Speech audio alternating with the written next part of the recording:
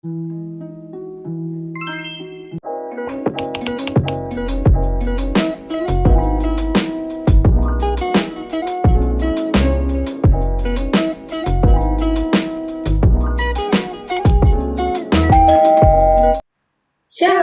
selamat siang anak-anakku, kelas 8 SMP Negeri 140 Jakarta, kelas hebat, kelas yang diberkati Tuhan.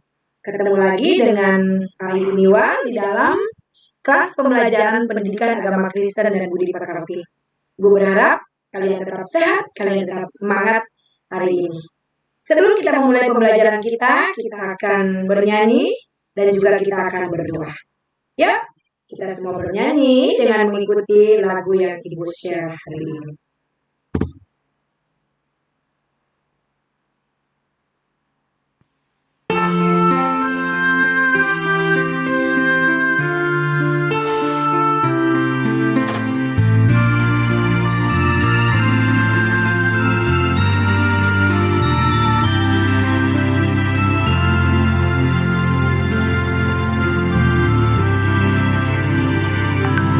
Andaikan aku lakukan yang luhur mulia, jika tanpa kasih cinta hampa tak berguna. Ajarilah kami bahasa cintamu, agar kami dekat padamu ya Tuhanku. Ajarilah kami bahasa cintamu, agar kami dekat padamu.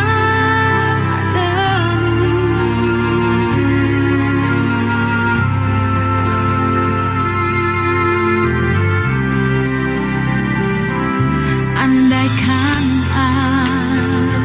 aku pahami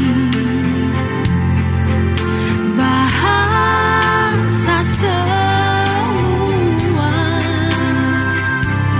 hanyalah bahasa cinta, kunci tiap hati.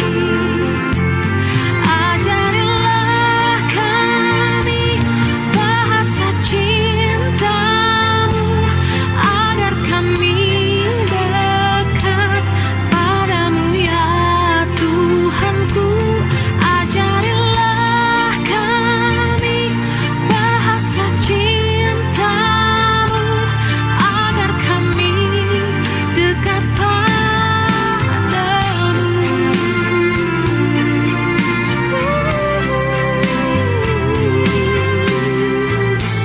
Oke, silakan Marta pimpin kita di dalam doa pembukaan. Mari semuanya kita bersatu dalam doa. Tuhan Yesus yang baik, terima kasih Tuhan atas berkat-Mu sepanjang hari pada kami Tuhan. Sekarang kami sedang berkumpul Tuhan Yesus, walaupun masih secara daring Tuhan, tapi kami berkumpul untuk pembelajaran agama Tuhan. Berkati kami Tuhan, agar kami dapat mengerti dan menerapkan firman-Mu Tuhan dalam kehidupan sehari-hari kami Tuhan Yesus. Terima kasih Tuhan, dalam nama Tuhan Yesus, haleluya, amin. Terima kasih Marta. Ya. Ya, anak-anakku sekalian, sebelum kita lanjut belajar lagi, saya ingin memastikan bahwa kalian semua sudah dalam kondisi yang siap untuk belajar, ya. Semua kameranya dinyalakan, kemudian semua buku-bukunya dipersiapkan, ya. Buku, catatan, buku paket, Alkitab. Pastikan handphonenya dalam posisi yang bagus, ya. Ya, pastikan dalam posisi yang bagus supaya tidak goyang. Supaya kalian fokus, tidak diganggu oleh memegang gadget kalian, tetapi kalian benar-benar seperti bertatap muka, hanya kita kali ini melalui online. Ya, dipersiapkan semuanya, bajunya, pastikan dalam kondisi yang rapi ya. Ibu Niwal juga pakai batik, karena memang hari ini batik, lengkap dengan atributnya. Ya, jangan karena belajar dari rumah lalu kalian seenaknya, ya. Kecuali Majesty ya lagi di jalan ya, dan memang kelas 7. Ya, oke. Semuanya siap ya? Sudah siap semuanya? Kita akan lanjutkan. Apakah kalian masih ingat materi pelajaran minggu lalu?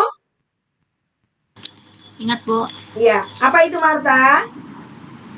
peran Roh Kudus. Tentang Roh Kudus. Oke, bagus. Ya, Elis juga masih ingat ya? Apa yang kalian masih ingat tentang pelajaran minggu lalu tentang Roh Kudus?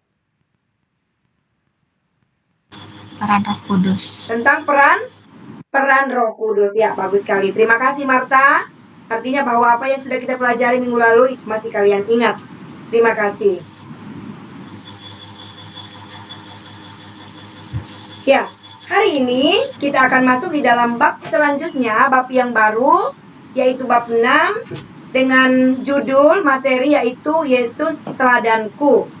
Kalau kalian tahu, di dalam Allah Tritunggal itu ada Allah Bapa, ada Allah Anak, dan Roh Kudus. Nah, minggu lalu kita belajar tentang Roh Kudus. Pada minggu ini kita belajar tentang Yesus. Tetapi kali ini kita fokus belajar Yesus yang merupakan teladan kita. Ya. Nah, ini kompetensi intinya masih sama ya, masih sama untuk semua mata pelajaran yang lain kalau kompetensi inti. Lalu ini kompetensi dasar terkait dengan materi kita. Kita sekarang ada di kompetensi dasar 3 untuk kelas 8. Ini pengetahuan, ini spiritualnya, lalu kemudian ini sosialnya, ini pengetahuan, dan ini keterampilan. Nah, lalu selanjutnya adalah tujuan pembelajaran. Ya, tujuan pembelajaran ini perlu Ibu bacakan karena inilah merupakan titik fokus kita belajar materi ini. Dalam hal sikap adalah setelah belajar ini, siswa mampu mengimani Yesus sebagai teladan orang beriman. Nah, kemudian yang kedua, menerima Yesus satu-satunya teladan hidup orang beriman. Itu untuk spiritualnya. Nah, untuk tujuan sosialnya adalah peduli orang yang menderita dan juga orang yang dilecehkan. Itu tujuan pembelajaran sikap spiritual dan sikap sosial. Lalu tujuan pembelajaran pengetahuannya adalah setelah belajar ini kalian mampu memahami dan menjelaskan teladan Yesus. Lalu yang kedua adalah kalian mampu menceritakan kisah Yesus yang peduli kepada orang yang menderita dan orang yang dilecehkan. Lalu yang untuk tujuan pembelajaran pengetahuannya adalah kalian akan membuat karya yaitu tentang bagaimana peduli kepada orang lain.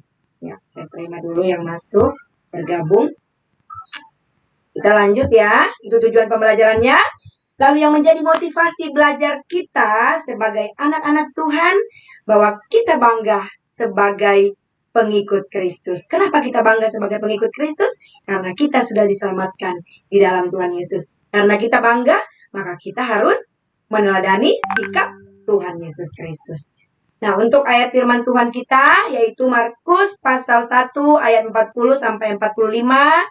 Lalu kemudian Yohanes 4 ayat 5 sampai 30. Nanti nggak usah dicatat dulu, nanti akan dibaca. Nah, kemudian untuk KD ini, kriteria ketuntasannya nanti akan ada soal-soal, yaitu KKM-nya adalah 73.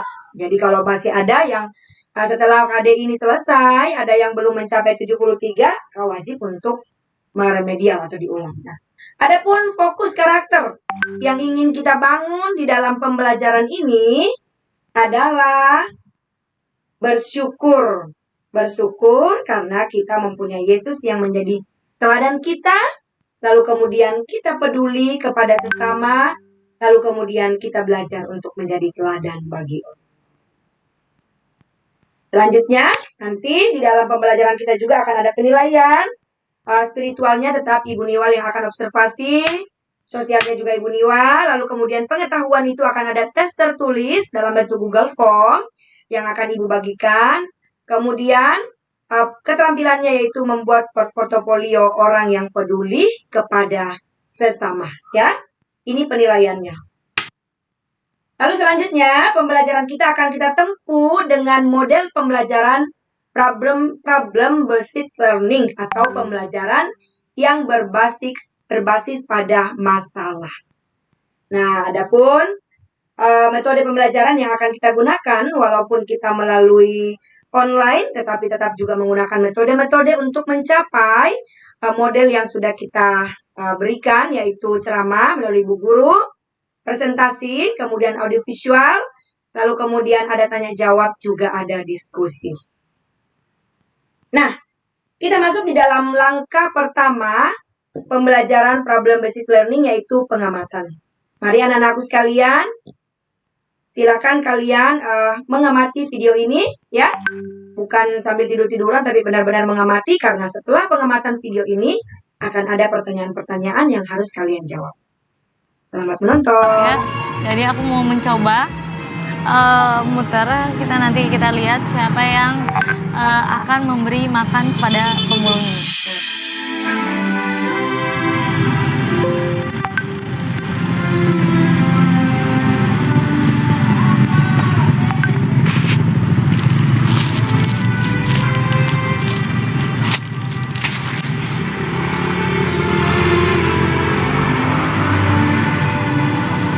Bu, misi Bu.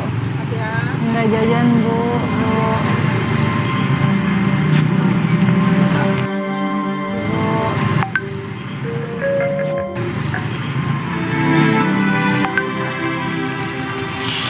Pak, misi Pak.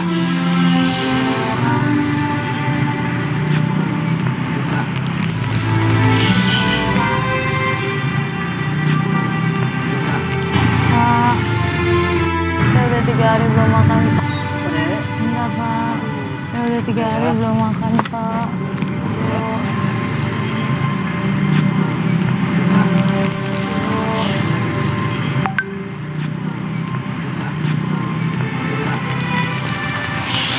Pak, misi Pak. Pak.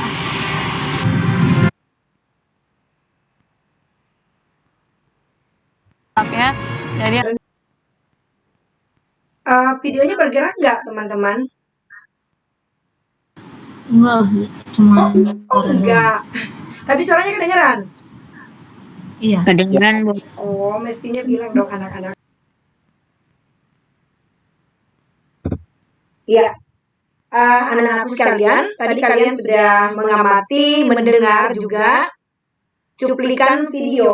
Kalau kalian suka nonton TV, itu adalah catatan buku harian Sarwenda. Kenal ya Sarwenda? Ayo siapa? Tahu nggak? Tahu nggak siapa Sarwenda? Mamanya itu Istrinya tuh. Robin Onsu. Bantu. Hah? Istrinya Robin Onsu. Yang diingat oleh Robin Onsu. Mamanya siapa yo yang seumuran kalian? Bento. Iya, mamanya Bertrand Peto. Nah, ingat kalau boleh kawan, kalau boleh nih anak gaul nih. Gak ketinggalan. Oke, kita lanjut ya. Ya, memang video itu sengaja dibuat. Ya, video itu memang sengaja dibuat.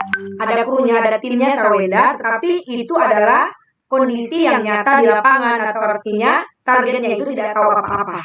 Jadi itu adalah natural terjadi, ya.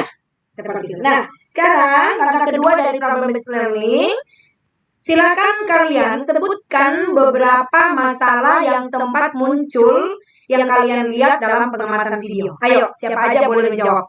Silakan. Ayo nak, masalah apa saja yang muncul di dalam video tadi? Sempat nggak kelihatan gambarnya, tapi suaranya ada. Ya. Itu, Bu. Si Jihan hanya bisa melihat matanya sedikit gitu, Bu. Oke. Sedikit. Jihan hanya bisa melihat matanya sedikit. Oke, bagus. Apalagi? Ya. Jihan katanya dibully. Jihan Dibully. Jihan dibully di sekolah. Iya, bagus. Terima kasih Marta, Priska juga. Jihan itu mengalami pelecehan atau dibully di sekolah. Katanya matanya itu buta ya. Oke, bagus. Ada lagi nggak? Sebelum-sebelumnya, sebelum Jihan ketemu dengan kakak Tante Sarwenda, ada masalah apa yang kalian lihat? Ada kejadian apa? Ayo, Elizabeth boleh jawab. Ogle? Apa aja nak? Nggak usah takut salah ya. Namanya belajar. Ada lagi nggak? Ada lagi nggak? Sawenda? Kelaparan kan? Ya enggak? Di dalam cerita itu Sawenda itu kelaparan. Tetapi ternyata kenyataannya apa? Dia minta-minta, kenyataannya apa? Ayo. Nggak dikasih, Bu. Iya, tidak ada orang yang ngasih makanan. Semuanya pada sibuk. Sayang sekali tadi karena memang ada beberapa gambar. Orang-orang tersebut sibuk dengan pekerjaannya, yang kemudian ketika Sawenda minta sedekah, minta makan, hanya dicuekin, cuma mengatakan maaf, seperti itu. Oke, kita lanjut. Lalu kemudian pertanyaan yang kedua, menurut kalian bagaimana tanggapan sebagian besar orang di dalam menghadapi atau ketika bertemu dengan orang yang susah? Coba kalian hubungkan di dalam keadaan yang real, yang kalian lihat ketika kalian di jalanan atau yang kalian alami sendiri. Yuk. Bagaimana tanggapan sebagian besar orang ketika bertemu dengan orang yang mengalami kesusahan? Di jalan, di rel kereta, di pasar, di terminal. Bagaimana? Yuk, dijawab dong. Kalian hubungkan dengan kondisi nyata. Ya, silakan Marta. Enggak, tadi nggak kedengeran. Kenapa? Ulang ya, oke. Menurut kalian, bagaimana tanggapan sebagian besar orang ketika menghadapi orang susah? Ketika bertemu di jalan, di terminal, di rel kereta, di pinggir jalan. Dihubungkan dengan kondisi nyata. Nggak peduli. Nggak peduli. Oke, terima kasih Marta. Marta sering lihat kondisi itu? Oke, terima kasih. Ada yang lain mau jawab? Tidak peduli, apalagi? Terlalu sibuk sama urusan sendiri, Bu. Sibuk sama urusan sendiri, jadi cuek ya. Oke, bagus. Sibuk sama urusan sendiri, tidak peduli, apalagi? Ya, yang belum menjawab dong, ayo. Ayo dong. Lagi dipikir-pikir ya? Oke, nggak apa-apa. Kita lanjut ya. Karena waktu terus berjalan, kita lanjut. Ya, nanti langkah ketiga di dalam problem-based learning akan ada penyelidikan. Karena itu, Ibu akan bagi dalam 3 kelompok. Dan kelompok ini karena kita sekarang itu online, sehingga tidak bisa langsung dikerjakan sekarang. Akan dikerjakan di rumah. Kelompok 1, Marta dan Maringan. Tolong dicatat ya, Naya, kelompoknya ya. Marta dan Maringan. Lalu kemudian kelompok 2 adalah Elizabeth dan Marcel. Silakan Elizabeth hubungi Marcel. Lalu kelompok 3 Ogle dan Farel, ya.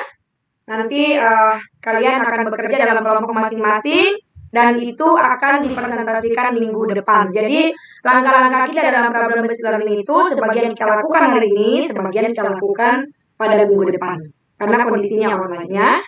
Oke. Kemudian di dalam kelompok tolong dicatat. Ayo, segera catat ketua kelompoknya masing-masing, Marta, Elizabeth dan juga Ogle.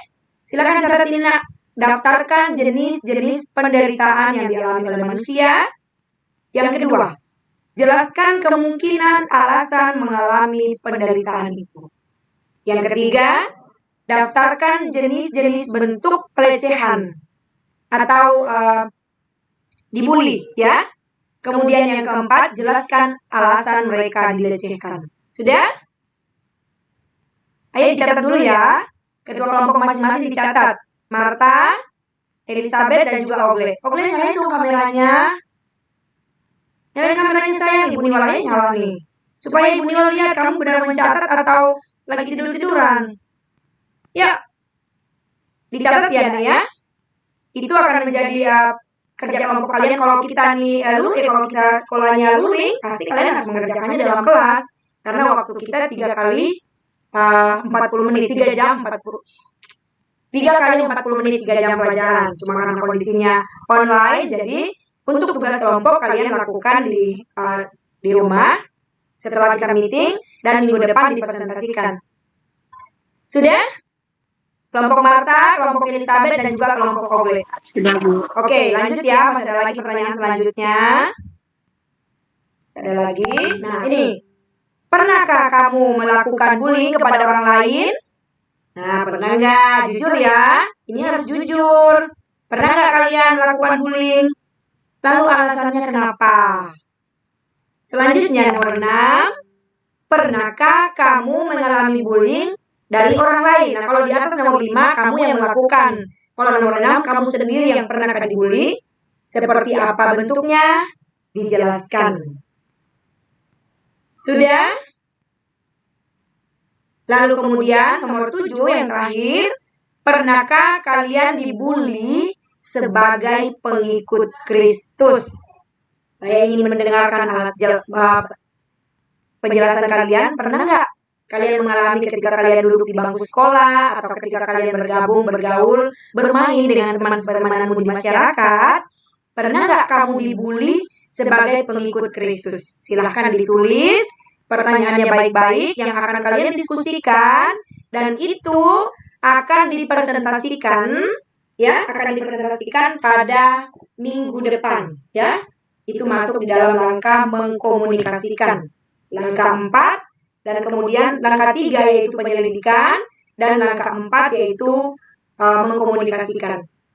Hasil diskusi kelompok yang kalian lakukan mungkin melalui WA, mungkin melalui telepon-teleponan, karena belum boleh ketemu langsung ya. Belum diperbolehkan. Jadi diskusinya melalui telepon-teleponan, melalui WhatsApp atau video call. Cuman berdua. Bisa ya? Bisa kan Marta? Ya, telepon Maringan, lalu kemudian Elizabeth telepon Marcel, lalu kemudian Ogle telepon Farel. Oke, kita lanjut.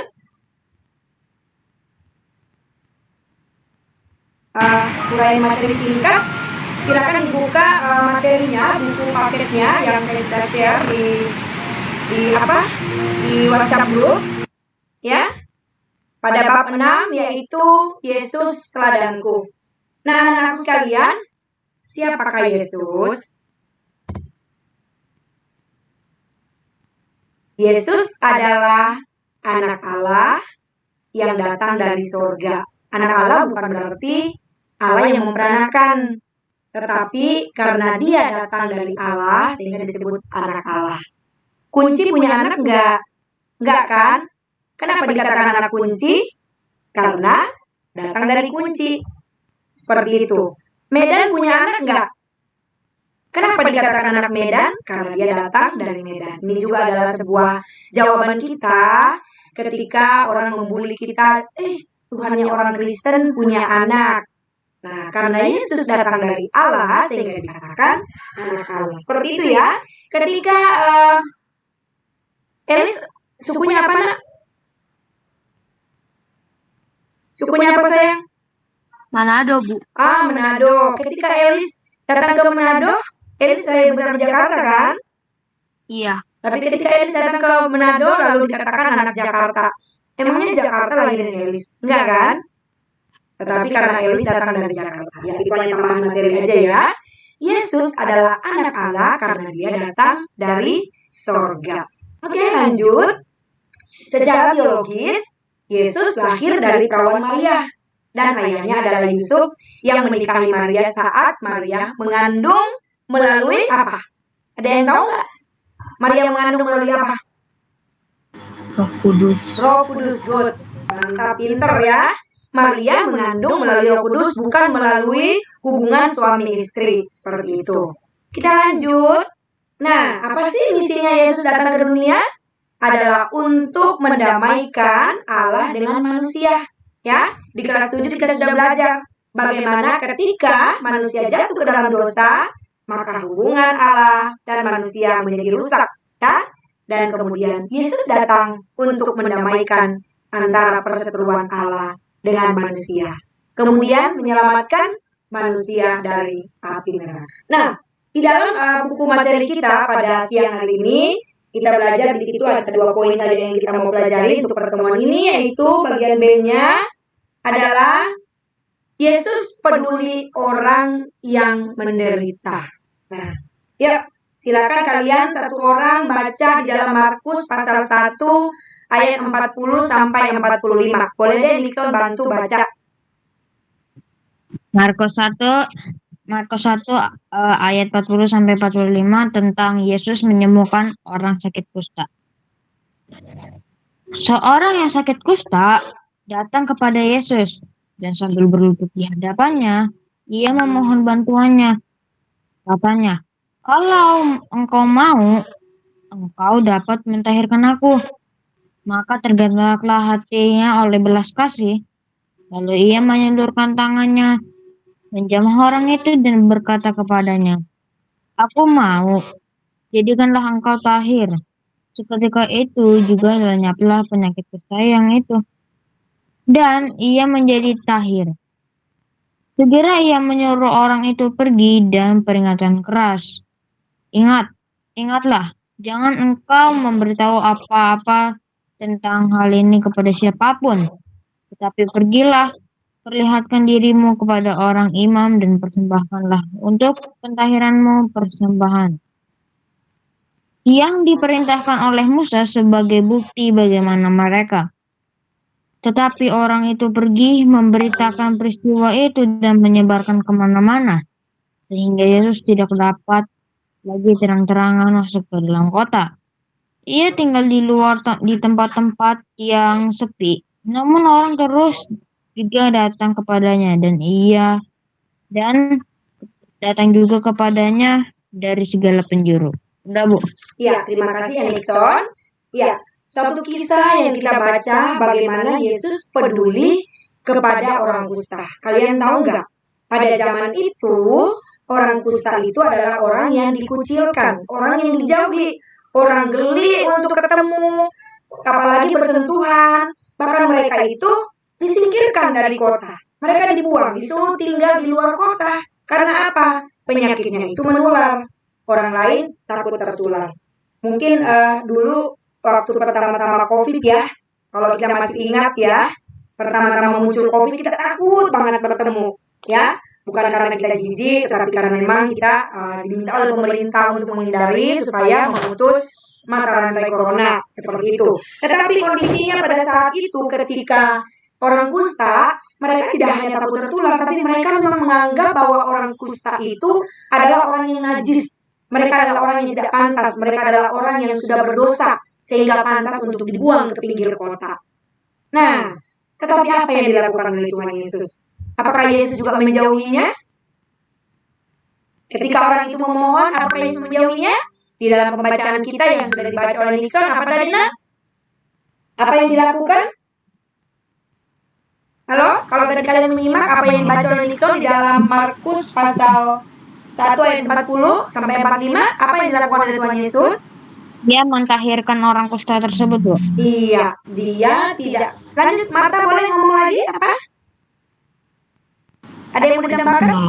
Ya, Yesus menolongnya. Yesus tidak menjauhi seperti orang banyak. Yesus jatuh kasihan. Yesus peduli kepada orang yang sedang menderita. Menderita nggak sih orang kusta? Menderita, Bu. Dia menderita lah, dia merasakan kesakitan, terus dia juga merasakan tidak enak sekali karena dia harus dijauhi, dia harus dibenci, dikucilkan, dianggap hina, dianggap berdosa, dianggap menjijikkan. Pasti beban mentalnya juga itu sangat berat, sehingga dia mengalami penderitaan yang sangat-sangat. Tetapi ketika Yesus hadir menolong dia, Yesus hadir peduli terhadap dia. Nah, itu yang pertama. Lalu yang kedua adalah Yesus dekat dengan orang yang dilecehkan. Ya, silakan Elizabeth baca Yohanes 4 ayat 5 sampai 30 secara cepat ya. Ayo silakan Elis, Yohanes 4 ayat 5 sampai 30. Yohanes 4 ayat 5 sampai 30, percakapan dengan perempuan Samaria. Maka sampailah ia ke sebuah kota di Samaria yang bernama Sikhar, dekat tanah yang diberikan Yakub dahulu kepada anaknya Yusuf. Di situ terdapat sumur Yakub. Yesus sangat letih oleh perjalanan, karena itu ia duduk di pinggir sumur itu. Hari kira-kira pukul 12. Maka datanglah seorang perempuan Samaria hendak menimba air. Kata Yesus kepadanya, "Berilah aku minum." Sebab murid-muridnya telah pergi ke kota membeli makan. Maka kata perempuan Samaria itu kepadanya, "Masakan engkau seorang Yahudi meminta minum kepadaku seorang Samaria, sebab orang Yahudi tidak bergaul dengan orang Samaria." Jawab Yesus kepadanya, "Jikalau engkau tahu tentang karunia Allah Nah, karunia Allah dan siapakah dia yang berkata kepadamu, berilah aku minum. Niscaya engkau telah meminta kepadanya dan ia telah memberikan kepadamu air hidup. Kata perempuan itu kepadanya, Tuhan, engkau tidak punya timba dan sumur ini amat dalam. Dari mana engkau memperoleh air hidup itu? Adakah engkau lebih besar daripada bapa kami Yakub yang memberikan sumur ini kepada kami dan yang telah minum sendiri dari dalamnya, ia serta anak-anaknya dan ternaknya? Jawab Yesus kepadanya, barang siapa minum air ini, ia akan haus lagi. Tetapi barang siapa minum air yang akan kuberikan kepadanya, ia tidak akan haus untuk selama-lamanya. Sebaliknya, air yang akan kuberikan kepadanya akan menjadi mata air di dalam dirinya yang terus-menerus memancar sampai kepada hidup yang kekal. Kata perempuan itu kepadanya, Tuhan berikanlah aku air itu supaya aku tidak haus dan tidak usah datang lagi ke sini untuk menimba air. Kata Yesus kepadanya, pergilah, panggillah suamimu dan datang ke sini. Kata perempuan itu, aku tidak mempunyai suami. Kata Yesus kepadanya, tepat katamu bahwa engkau tidak mempunyai suami, sebab engkau sudah mempunyai 5 suami, dan yang ada sekarang padamu bukanlah suamimu. Dan hal ini engkau berkata benar. Kata perempuan itu kepadanya, Tuhan nyata sekarang padaku bahwa engkau seorang nabi. Nenek moyang kami menyembah di atas gunung ini, tetapi kamu katakan bahwa Yerusalemlah tempat orang penyembah.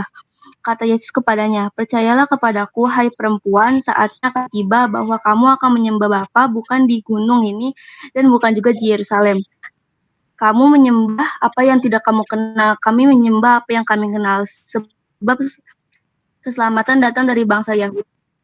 Tetapi saatnya akan datang dan sudah tiba sekarang bahwa penyembah-penyembah benar akan menyembah Bapa dalam roh dan kebenaran. Sebab Bapa menghendaki penyembah-penyembah demikian. Allah itu roh dan barang siapa menyembah dia harus menyembahnya dalam roh dan kebenaran. Jawab perempuan itu kepadanya, aku tahu bahwa Mesias akan datang yang disebut juga Kristus. Apabila ia datang, ia akan memberitakan segala sesuatu kepada kami. Kata Yesus kepadanya, akulah dia yang sedang berkata-kata dengan engkau. Pada waktu itu datanglah murid-muridnya dan mereka heran bahwa ia sedang bercakap-cakap dengan seorang perempuan, tetapi tidak seorang pun yang berkata, apa yang engkau kehendaki atau apa yang engkau bercakap dengan dia. Maka perempuan itu meninggalkan tempayannya di situ, lalu pergi ke kota dan berkata kepada orang-orang yang di situ, mari lihat, di sana ada seorang yang mengatakan kepadaku segala sesuatu yang telah kuperbuat. Mungkinkah dia Kristus? Maka mereka pun pergi ke luar kota lalu datang kepada Yesus. Ya, terima kasih. Terima kasih Elizabeth. Bacaannya cukup panjang. Nah, saya ingin bertanya kepada kalian semuanya. Dari bacaan yang panjang itu, apa yang sedang terjadi? Kesimpulannya aja. Apa sih yang sedang terjadi dari bacaan tadi? Yohanes 4 ayat 5 sampai 30. Marta belum nyalain, masih di mute. Apa? Itu orang Samaria yang ingin mengambil air dari sumur. Oke, betul sekali, orang Samaria yang mengambil air dari sumur. Lalu kita hubungkan dengan judul bab subtema kita, Yesus dekat dengan orang yang dilecehkan. Maksudnya apa dari kisah tadi? Kita kaitkan dengan subtemanya atau bagian 2. Ayo. Yesus dekat dengan orang yang dilecehkan. Maksudnya?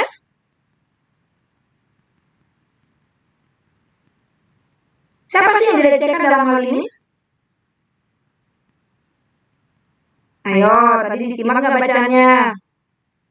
Perempuan Samaria, Bu. Bagus sekali, terima kasih Ogle. Perempuan Samaria itu dilecehkan. Ada yang tahu nggak kenapa dia dilecehkan? Ayo, apa? Kenapa sih perempuan Samaria itu dilecehkan? Karena apa? Ayo. Pegang Alkitabnya kan, boleh dilirik lagi. Nah, Ibu Nila pegang Alkitab loh. Ya. Sebelum kita lanjut, Ibu pengen dengar jawaban dulu. Kenapa sih perempuan Samaria itu dilecehkan? Kan judul kita Yesus dekat dengan mereka yang dilecehkan. Nah, sudah benar jawabannya Ogle bahwa yang dilecehkan adalah perempuan Samaria. Yang diceritakan di sana kata Nixon adalah perempuan Samaria. Nah, kenapa perempuan Samaria itu dilecehkan? Alasannya, Ayo, siapa nih yang mau jawab nih? Ayo, Elis boleh kok? Kan tadi Elis baca. Boleh jawab? Ada kok di Alkitab di bacaan kalian tadi, kenapa dia dilecehkan? Memang firman Tuhan tidak bilang dia dilecehkan karena ini, tetapi ada hal yang dilakukan oleh perempuan itu sehingga dia dilecehkan oleh masyarakat umum. Apakah itu? Karena mempunyai 5 suami. Iya, betul sekali Marta. Kamu sudah tahu jawabannya, cuman kamu tidak enak ngomongnya. Ya, karena perempuan itu mempunyai 5 suami. Dikatakan bahwa pergilah kepada suamimu. Dia bilang, saya tidak punya suami. Lalu Yesus bilang, betul katamu. Karena kamu sudah mempunyai 5 dan yang tinggal sekarang sama kamu bukanlah suamimu. Dengan kondisi yang dilakukan oleh perempuan Samaria, tentu dia dilecehkan atau dijauhi oleh orang-orang, dianggap hina oleh orang-orang yang ada di kotanya, ya. Namun anehnya, uniknya, Yesus mau bercakap-cakap dengan dia, bukan menganggap perempuan itu najis, bukan menganggap perempuan itu hina, tetapi justru dia banyak bercakap-cakap, bahkan lebih daripada itu Yesus apa? Penginjilan, ya. Yesus mengajarkan tentang firman Tuhan. Nah, sikap Yesus terhadap orang yang dilecehkan, dia tidak menghakimi, tapi tetap membuka diri kepada orang yang dianggap hina oleh orang lain. Nah, kebanyakan kita sebagai anak-anak Tuhan, kebanyakan manusia, ketika teman kita sudah melakukan kesalahan, lalu kita langsung melecehkan, lalu kita langsung menghakimi. Pernah nggak kalian kayak gitu? Ih, jangan main sama dia mah jahat tahu. Dia mah gini. Pernah nggak kayak gitu? Pernah ya? Nah, Kebanyakan kita seperti itu. Kita langsung menghakimi. Kita nggak membuka diri untuk mencoba membuat teman kita itu menyadari kesalahannya. Nah, hari ini kita belajar pada Yesus. Yesus dekat kepada orang yang dilecehkan, orang yang dikucilkan di masyarakat, tidak dianggap. Perempuan Samaria yang mempunyai 5 suami, Yesus membuka hati, membuka diri untuk dekat, bahkan memberikan penginjilan. Kalian tahu nggak apa yang terjadi?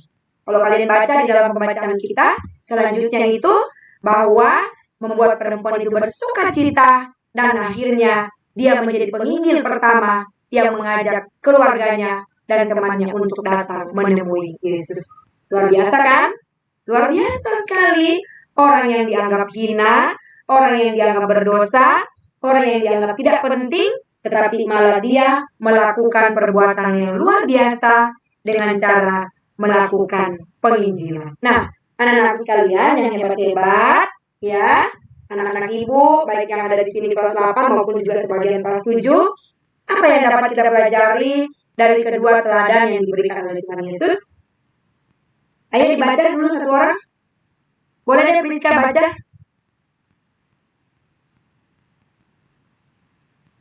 Priska.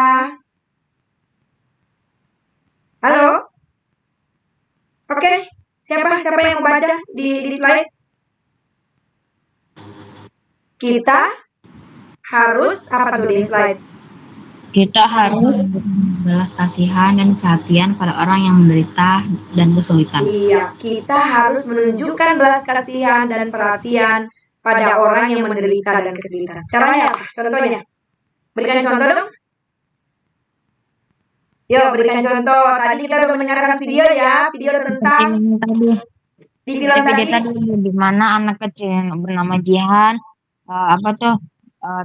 tergerak oleh belas kasih, dia kasihan sama dia dan dia melakukannya. Good, terima kasih Nixon, hebat. Bahwa Jihan itu tergerak oleh belas kasihan untuk menolong dia, nggak tahu itu Sarwenda orang duitnya banyak banget. Kalau kalian lihat rumahnya biasa ditayang di TV, kaya banget. Cuman kan dia nggak tahu dia adalah orang susah karena Sarwenda berpakaian sangat lusuh seperti itu. Jadi hal-hal kecil yang dapat kalian lakukan ketika melihat orang pengemis dan benar-benar dia adalah orang susah, bukan orang yang masih sehat, masih muda, masih gagal minta-minta, ibu juga nggak mau. Tetapi ketika kita melihat betul-betul orang yang susah, orang sudah tua, maaf nih kadang-kadang di pasar kita ketemu orang yang buta, orang yang pincang, orang yang nggak punya kaki, minta makan, ya udah, apa salahnya kita mengulurkan tangan untuk memberikan mungkin 1.000, 2.000, bisa untuk penyambung hidupnya, ya. Tapi dalam hal ini kita harus bijak juga, nggak boleh sembarang dikasih. Masih sehat, masih kuat kok dikasih. Ya, harusnya dia bekerja. Tapi orang-orang yang benar-benar membutuhkan pertolongan. Nah, itu yang pertama. Yang kedua dibaca, nomor 2, Ogle.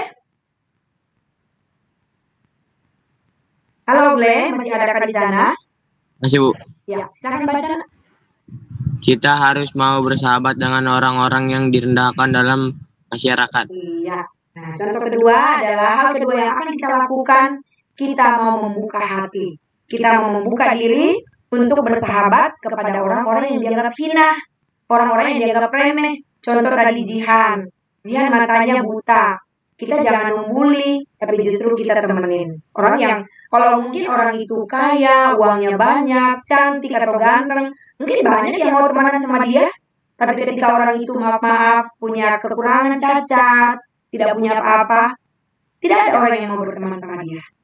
Tetapi kita sebagai anak-anak Tuhan Yesus, karena Yesus adalah teladan kita, mari kita juga membuka hati, membuka diri, untuk mau bersahabat kepada orang-orang yang tidak dipedulikan. Ya, kalau kita sama dengan kita juga cuek pada mereka, ya apa bedanya kita sama manusia, orang-orang yang ada di luar sana.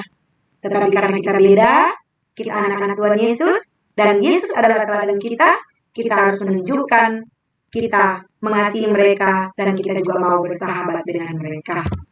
Nah, anak-anak sekalian, saatnya kita akan merefleksi diri. Silakan anak-anakku ambil sikap yang seperti sikap berdoa ya. Sebentar saja. Ambil seperti sikap berdoa, duduk yang bagus, duduk yang tenang. Kita akan merefleksi pembelajaran kita hari ini. Ya, tetap ada di dalam kameranya, tetap nyala. Silahkan kalian tutup mata. Tutup mata, nak. Merefleksi diri kalian tentang pembelajaran hari ini.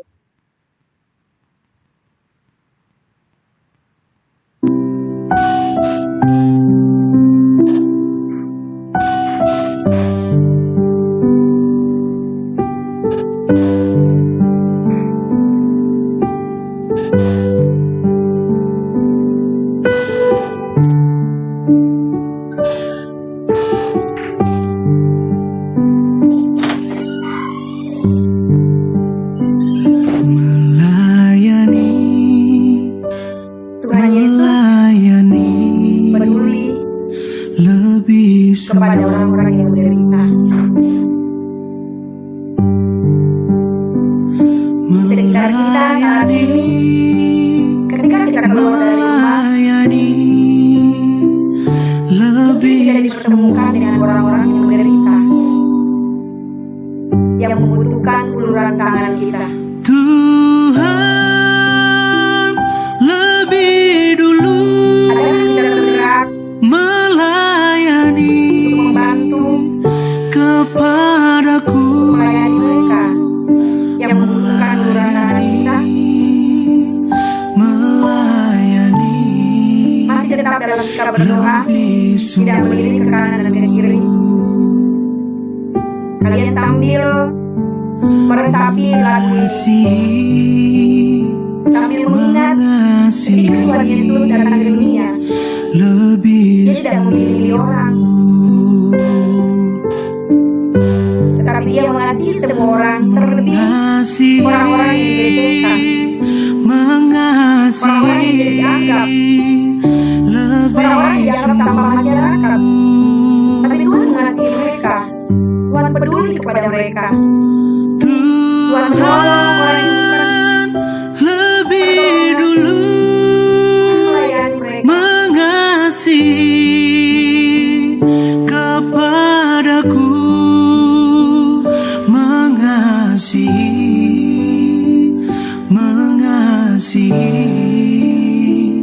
lebih sungguh. Apakah kalian pernah menjadi pribadi yang membuli sesama?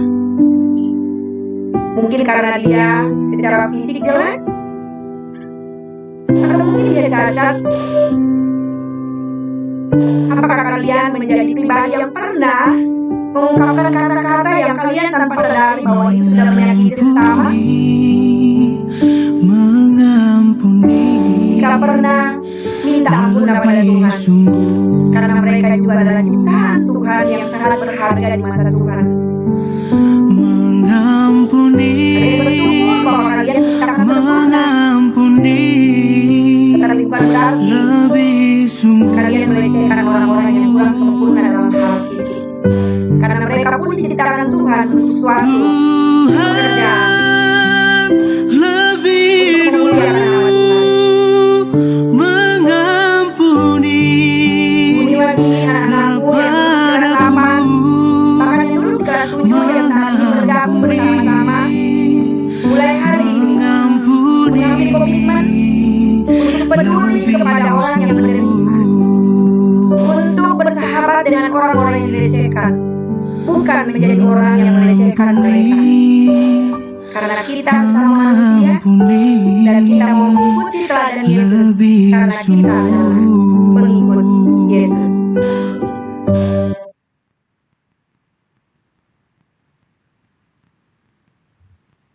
Farel baru bergabung, oke? Silakan buka mata. Ya?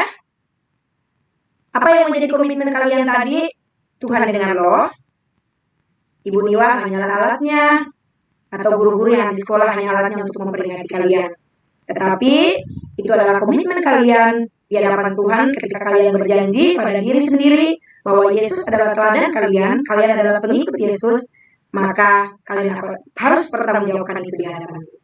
Ya, sebelum kita mengakhiri pelajaran kita hari ini, saya ingin kita mengambil kesimpulannya. Saya akan berikan kesempatan satu orang satu kesimpulan. Silakan, mulai dari Marta. Satu kata, dua kata, apa satu kalimat untuk pembelajaran hari ini?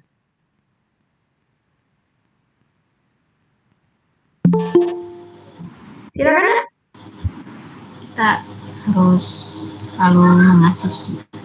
Terima kasih. Kita harus selalu mengasihi. Oke, yang kedua, Elizabeth. Kita tidak boleh membeda-bedakan seperti Tuhan tidak membeda-bedakan orang yang dilecehkan, orang yang sakit kusta. Bagus sekali, Marta dan Elizabeth, bagus. Aurelius?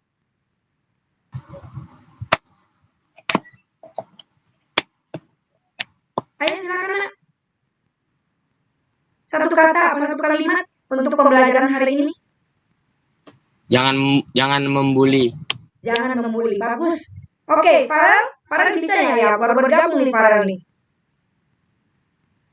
Ya, boleh digantikan, boleh kelas lain juga boleh yang terberkati hari ini. Satu kata, satu kalimat untuk kesimpulan pembelajaran kita hari ini apa? Silakan. Nixon boleh, walaupun namanya tidak ada di layar. Kalau menurut saya sendiri, kita harusnya bersyukur karena Tuhan Yesus telah mengajarkan kita apa itu yang baik. Karena agar kita tidak juga mencelakai orang lain. Orang bisa ngejek orang karena dia bisa tersakiti. Maka di sini kita belajar kalau kita jangan menyakiti orang lain. Jangan mudah berkata-kata untuk menyakiti. Coba kita dalami apa sih yang dia mau gitu. Terima kasih. Terima kasih. Ada lagi? Farel mungkin bisa, Farel baru bergabung. Nanti saya kirimin PowerPoint-nya untuk Farel ya, yang lambat bergabung hari ini. Oke, terima kasih anak-anakku. Terima kasih untuk kesimpulannya, sangat luar biasa. Itu artinya bahwa kalian sudah mengikuti pelajaran ini dengan sangat baik. Untuk penilaian pengetahuan, seperti tadi Ibu Niwal sudah menyampaikan di awal, informasi penilaian bahwa kalian akan mengerjakan soal pada Google Form yang akan Ibu bagikan setelah meeting ini pada link pada Google Classroom kita ya. Akan ada soal Google Form. Nah, untuk penilaian keterampilan juga ada, yaitu silakan dicatat dulu baik-baik. Dicatat penilaian keterampilannya. Membuat portofolio tokoh orang yang peduli kepada sesama. Nah, kalau contoh ini Ibu berikan contoh Bunda Teresia. Bunda Teresia ini adalah seorang tokoh yang mengabdikan dirinya ke India untuk mengasihi dan peduli kepada sesama. Tetapi kalian itu hanya contoh. Boleh kalian pilih tokoh yang mana? Boleh tokoh di Alkitab atau tokoh yang tidak di Alkitab seperti Bunda Teresia atau siapa? Nah, yang kalian lakukan adalah cari nama tokonya, kemudian apa yang dilakukannya, kemudian kegiatan-kegiatan yang dilakukan. Banyak di internet. Kalian print, lalu kalian gabungkan menjadi satu bundle, di print, lalu dikumpulkan. Pada waktu PTM, kalian bawa. Tetapi minggu depan tunjukkan ke Ibu Niwal. Ini logo hasil saya. Tetapi PTM dibawa. Diletakkan di meja Ibu Niwal ya. Cari toko orang yang peduli terhadap sesama. Fotonya, apa yang dilakukan, lalu kegiatan-kegiatannya untuk peduli atau mengasihi sesama manusia. Paham ya? Ada yang mau bertanya tentang tugas keterampilan? Paham ya? Nanti kalau di dalam pengerjaan ada yang bingung, boleh japri Ibu Niwal, boleh juga melalui WhatsApp grup kelas 8. Oke, lanjut. Sedikit lagi, mau selesai. Nah, ini rencana kegiatan kita minggu depan, yaitu presentasi dari kelompok Marta, kelompok Elizabeth, dan kelompok Ogle. Persiapan presentasinya sesuai dengan soal-soal yang tadi dalam penyelidikan, tahap 2, problem basic learning, tahap 3. Lalu kemudian minggu depan itu kita masuk tahap 4-nya, yaitu mempresentasikan, dan setelah itu Ibu Niwal akan mengevaluasi tahap 5. Jadi minggu depan itu adalah tahap 4 dan 5 problem based learning. Tahap ketiganya kalian akan lakukan di rumah. Ya. Lalu kemudian presentasi dalam kelompok melalui Google Meeting, dan kemudian yang ketiga membawa hasil portofolio. Itu secara pribadi. Kalau presentasi secara kelompok, portofolio secara pribadi. Paham ya sampai sini ya? Halo, ada yang tidak paham dengan tugasnya? Sudah paham? Iya, paham. Paham ya? Oke. Kalau misalkan ada yang bingung, boleh bertanya. Baiklah anak-anakku sekalian. Demikianlah pembelajaran kita hari ini. Terima kasih karena kalian sudah mengikuti pembelajaran. Tuhan memberkati dan sampai jumpa minggu depan. Sebelum kita mengakhiri pelajaran kita, Ibu Niwal akan menutup kita di dalam doa. Mari kita berdoa. Kami sungguh mengucap syukur kepadamu Tuhan untuk waktu yang indah yang boleh Engkau berikan kepada kami. Kurang lebih 1 jam kami boleh pergunakan untuk belajar melalui Google Meet. Terima kasih untuk kesempatan yang indah di mana kami boleh belajar bersama-sama, belajar tentang teladan Yesus, bahwa Yesus peduli kepada orang-orang yang menderita. Yesus juga dekat kepada orang yang dilecehkan. Tolong kami, baik kami sebagai guru maupun kami sebagai peserta didik, kami boleh tersentuh hati, kami boleh membuka hati untuk mengasihi orang-orang yang membutuhkan pertolongan. Kami tidak hanya memikirkan diri kami, tetapi kami boleh melihat orang-orang yang ada di sekeliling kami, sebagaimana Tuhan mengajarkan untuk mengasihi sesama manusia. Terima kasih juga Tuhan untuk Ibu Margaret yang boleh bergabung bersama-sama dengan kami hari ini. Biarlah kiranya Tuhan memberkati Ibu Margaret di dalam tugas dan tanggung jawabnya sebagai wakil kepala sekolah. Ada begitu banyak tugas dan tanggung jawab yang diembankan. Biarlah kiranya juga senantiasa diberikan kemampuan, kebijaksanaan dalam mengerjakan itu, secara khusus Ibu Margaret dalam kondisi yang kurang sehat. Biarlah kiranya Tuhan segera pulihkan tenaganya, sehingga boleh kembali beraktivitas sebagaimana biasa. Bahkan juga sebagai guru mata pelajaran IPS, biarlah kiranya Tuhan juga akan mampukannya, supaya dengan tugas-tugas tanggung jawab yang begitu banyak yang diembankan kepadanya, dia mampu menjalankan itu secara profesional, dipertanggungjawabkan kepada atasannya, terlebih lagi kepada Tuhan. Memberkati anak-anak kami yang sudah hadir pada sore hari ini, biarlah Engkau memberkati mereka kesehatannya, bahkan memberkati orang tua mereka. Terpujilah namamu Tuhan, ini doa kami. Ini ucapan syukur kami yang kami bawa kepadamu. Di dalam nama Tuhan Yesus Kristus kami sudah berdoa. Amin. Oke, sebelum kita bubar, kita akan foto bersama untuk dokumentasi ke sekolah ya. Oke. Saya foto dulu. Biar saya stop share screen.